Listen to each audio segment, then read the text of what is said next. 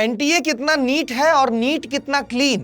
भारत के परीक्षा तंत्र के भीतर फैले पर्चा लीक वाले कचरे के ढेर में आज इस सवाल का जवाब ढूंढना बहुत मुश्किल नहीं रह गया है, लेकिन उतना आसान भी नहीं है यह पता कर पाना कि हर साल लाखों बच्चों की मेहनत के समानांतर ही पेपर लीक करने के लिए मेहनत करने वाले सिंडिकेट में दरअसल शामिल कौन लोग हैं। नीट यूजी 2026 के पेपर लीक की पूरी कहानी क्या है, आज तफसील से इसी पर हम बात करेंगे। नमस्कार, मेरा नाम भारत सूरज है और आप मुझे विट्टी चोखा पर सुन रहे हैं। चलिए शुरू से शुरुआत करते हैं। तारीख 3 मई 2026 भारत के तमाम मेडिकल कॉलेजों में दाखिले के लिए नीट यूजी की परीक्षा होती है। देश विदेश के करीब 5432 परीक्षा केंद्रों पर लगभग 22 लाख बच्चे इस परीक्षा में शामिल होते हैं। लेकिन इस परीक्षा के खत्म होने के ठीक 4 दिन बाद अचानक एक हल्ला उठता है कि नीट यूजी 2026 का पेपर लीक था। यह हल्ला हवाई दावों पर नहीं था, बल्कि सीकर के कोचिंग संस्थान में केमिस्ट्री पढ़ाने वाले अध्यापक के उस शिकायत के बाद उठा जिसमें उन्होंने 7 मई की शाम एनटीए को लिखे मेल में बताया कि कैसे 450 सवालों वाले हैंडरिटन गेस्ट पेपर से नीट 2026 की परीक्षा में पूछे गए 120 से ज्यादा सवाल हुबहू मेल खा रहे हैं। सीकर के इस अध्यापक के पास 3 मई की परीक्षा के बाद ही वायरल गेस्ट पेपर पहुंच गया था, जिसमें नीट की परीक्षा में पूछे गए लगभग 500 नंबर के सवाल पहले से दर्ज थे। मामला गंभीर था, ऐसे में उन्होंने शिकायत करने की सोची और रात ही सीकर के उद्योग नगर पुलिस थाने पहुंचे। लेकिन पुलिस ने कहा कि ऐसे हम आवेदन आपका लिखेंगे नहीं, शिकायत दर्ज करेंगे नहीं, जाइए सबूतों के साथ आइए और लिखित में शिकायत कीजिए। वो वापस लौट गए और उसके बाद अपने साथी शिक्षकों के साथ विमर्श करने के बाद उन्होंने अंततः 7 मई को मेल करके एनटीए को पूरी जानकारी दी। फिर क्या था, शिकायत मिलते ही एनटीए ने जांच एजेंसियों को एक्टिव किया। राजस्थान पुलिस की एसओजी ने जब जांच की शुरुआत की तो उनको पता चला कि शिकायत करने वाले अध्यापक का शक बिल्कुल सही था। नीट 2026 का पेपर लीक था और लीक भी ऐसा वैसा नहीं। 720 अंकों वाली इस परीक्षा में पूछे गए 500 से ज्यादा नंबर के सवाल वायरल हो रहे गेस्ट पेपर वाले सवालों से मेल खा रहे थे हूबहू। और ये गेस्ट पेपर भी 30,000 से लेकर 5 से 10 लाख रुपए तक में बिक रहे थे। देखते ही देखते नीट पेपर लीक का शुरुआती हल्ला राष्ट्रीय शर्म में बदल गया और फिर 12 मई आते आते नीट यूजी 2026 की परीक्षा रद्द कर दी गई और मामले की जांच सीबीआई को सौंप दी गई। अब आते हैं इस सवाल पर कि अब तक नीट पेपर लीक मामले में क्या कुछ खुलासा हो पाया है। 60 पन्नों में एक ही हैंडराइटिंग में लिखे गए 450 से ज्यादा सवालों वाला वायरल गेस्ट पेपर आखिर आया कहां से था। नीट पेपर लीक का खुलासा तो पहले राजस्थान के सीकर से हुआ, लेकिन अब तक की जांच में सीबीआई को इस पेपर लीक की कड़ी राजस्थान से लेकर महाराष्ट्र, हरियाणा, केरलम और बिहार तक जुड़ी हुई मालूम पड़ रही है।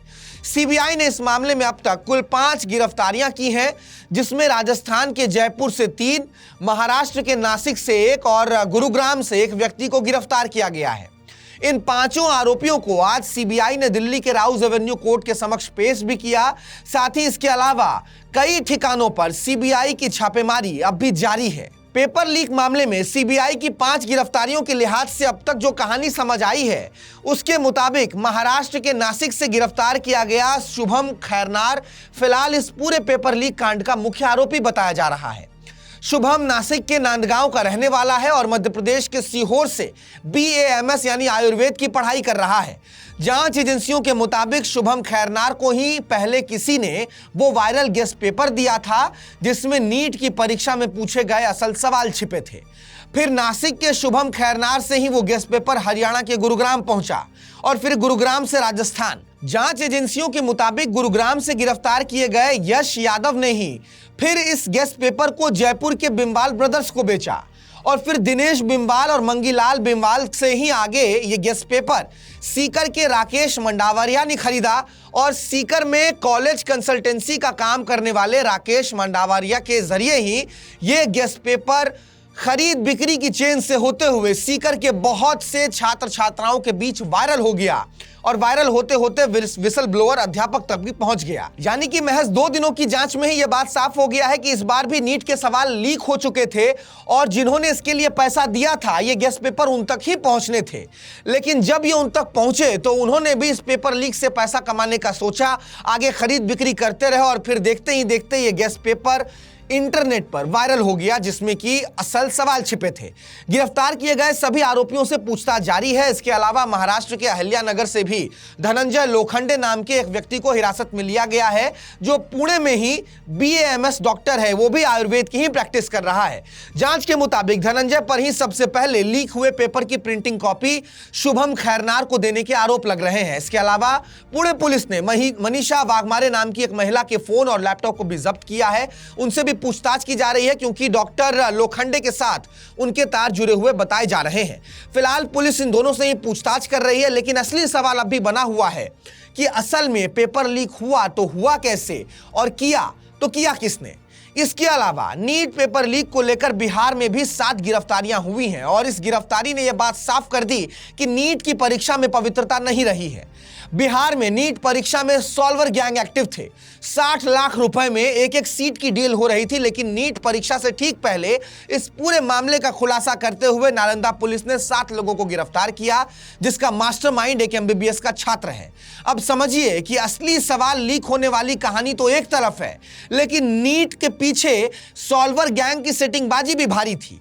अब ये सवाल आपके ही हिस्से है, आप खुद ही ये तय कीजिए कि आज के समय में NTA कितना नीट है और नीट कितना क्लीन। नीट पेपर लीक मामले में हुई गिरफ्तारी का एक सियासी पहलू भी है। दरअसल जयपुर से गिरफ्तार किए गए 3 लोग एक ही परिवार के हैं, और उनमें से एक दिनेश बिंबाल के ताल्लुकात BJP से जुड़े बताए जा रहे हैं।